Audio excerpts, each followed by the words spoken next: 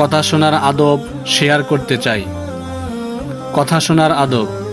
যদি আপনার উদ্দেশ্যে কেউ কথা বলে তাহলে মনোযোগ দিয়ে ভালো করে শুনবেন।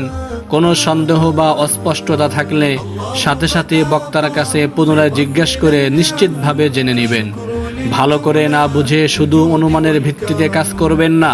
অনেক সময় ভুল বুঝে কাজ করার ফলে বক্তা ও শ্রোতা উভয় এর কষ্ট হয়। কথা শোনার আদব। তোমাকে কেউ কোনো কাজের কথা বললে তা শোনার সাথে সাথে অবশ্যই মুখে হা বা না বলে দিবে, যাতে করে বক্তা যে কোনো একটির ব্যাপারে নিশ্চিত হতে পারে। তা না হলে সে ভাববে তুমি তার কাজটি করে দিবে, অথচ তুমি তার কাজ করতে ইচ্ছুক নও। এদিকে সেও তোমার উপর ভরসা করে বসে থাকবে। কথা শোনার আদব। যদি কেউ তোমার সামনে তোমার কোনো উস্তাদকে মন্দ বলে তাহলে তুমি চুপ করে বসে থাকবে না, বরং সাধ্য অনুসারে তার কথার প্রতিবাদ করবে, অন্যথায় সেখান থেকে চলে আসবে। কথা শোনার আদব। উস্তাদ যা কিছু আলোচনা করেন মনোযোগ দিয়ে শুনবে, উস্তাদের অভিমুখী হয়ে শুনবে, অন্যদিকে খেয়াল করবে না। উস্তাদের আলোচনা শোনার পর কোনো কথা বুঝতে না পারলে উস্তাদের ত্রুটি মনে করবে না, বরং নিজের মেধা ও মনোযোগের দুর্বলতা মনে করবে। কথা শোনার আদব। গান বাজনা শুনবে না। গান বাজনা কলবকে নষ্ট করে দেয়, কেননা মানুষের নফসের মধ্যে কুকর্মের বাসনা প্রবল। গান বাজনার আওয়াজ পেলে সেই বাসনা আরো শক্তিশালী হয়ে যায়। আর এ কথা একেবারেই সুস্পষ্ট যে হারামের সূচনাও হারাম। কথা শোনার আদব। মেয়েদের কিংবা নাবালেগ ছেলেদের আওয়াজ যদি অনিচ্ছা সত্ত্বেও কানে চলে আসে তবুও তা শুনবে না, কান বন্ধ করে রাখবে। কথা শোনার আদব। মহিলাদের কোনো আওয়াজ যেন পুরুষের কানে না পৌঁছে এ ব্যাপারে তাদের সতর্ক থাকতে হবে। কথা শোনার আদব। যদি তোমাকে শেখানোর উদ্দেশ্যে কেউ কোনো কথা বলে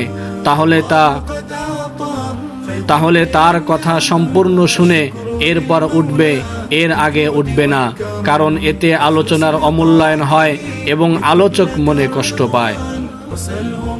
কথা শোনার আদব। যদি কেউ তোমাকে অন্য ব্যক্তি মনে করে ভিন্ন নামে ডাকে আর তুমি ব্যাপারটি বুঝতে পারো তাহলে আর চুপ করে থাকবে না, বরং সাথে সাথেই বলে দিবে যে আমি অমুক ব্যক্তি, আমার নাম এই, যাতে করে যিনি ডাকছেন তার কোনো সমস্যা ও পেরেশানিতে পড়তে না হয়। কথা শোনার আদব। কোনো মজলিস বা সমাবেশে বয়ান চলতে থাকলে সেদিকেই মনোনিবেশ করবে এবং চুপ করে শুনবে, অন্য কারো সাথে কথা বলবে না। এতে বয়ানের অমূল্যায়ন হয় এবং নিজের অভদ্রতা প্রকাশ পায়। কথা শোনার আদব। যদি কেউ আড়াল থেকে তোমাকে ডাকে তাহলে শোনা মাত্রই জবাব দিবে, জি, আমি আপনার ডাক শুনছি, আমি আসছি। এমন যেন না হয় যে তুমি চুপ করে বসে আছো আর ওদিকে সে তোমাকে ডেকে ডেকে হয়রান হচ্ছে। কথা শোনার আদব। যদি কেউ তোমাকে কোনো কাজ করতে বলে তাহলে প্রথমে তা ভালো করে বুঝে নিবে, তারপর কাজ শুরু করবে, যাতে করে কাজটি ভালোভাবে সম্পূর্ণ হয় এবং কারো কোনো পেরেশান হতে না হয়। আর কাজ শেষ হওয়ার পর তাকে জানিয়ে দিবে যে আমি কাজ সম্পূর্ণ করে ফেলেছি, যাতে তাকেও আর অপেক্ষা করতে না হয় আর তুমিও দায়মুক্ত হয়ে যাও। কথা শোনার আদব।